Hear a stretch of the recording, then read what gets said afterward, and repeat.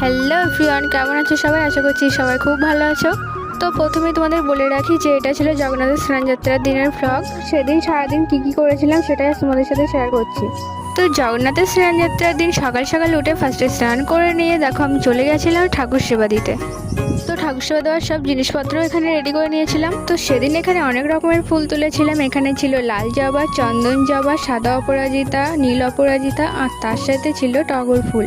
আর যেটা most important সেটা ছিল তুলসী পাতা, কারণ এটা ছাড়া তো ভগবানের ভোগই অসম্পূর্ণ। তো সেদিন ভগবানের ভোগের জন্য নিয়েছিলাম এখানে 2টো লাড্ডু, আর ভগবানের ভোগ দেওয়ার জন্য এখানে থালা গ্লাসও রেডি করে নিয়েছিলাম।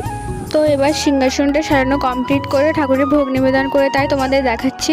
তো এখন আমার ভগবানের ভোগ নিবেদন করা হয়ে গেছে, তার সাথে পুরো সিংহাসনটা সাজানো হয়ে গেছে। তো সিংহাসনটা কেমন লাগছে অবশ্যই কমেন্ট করো। আর এখন আমি যাবো জগন্নাথের স্নানযাত্রায়। তো সেখানে গিয়ে কী করলাম সেটা দেখাবো নেক্সট পার্টে, কারণ এই ভিডিওতে দেখাতে গেলে ভিডিওটা অনেক বড় হয়ে যাবে। তো চলো বাই।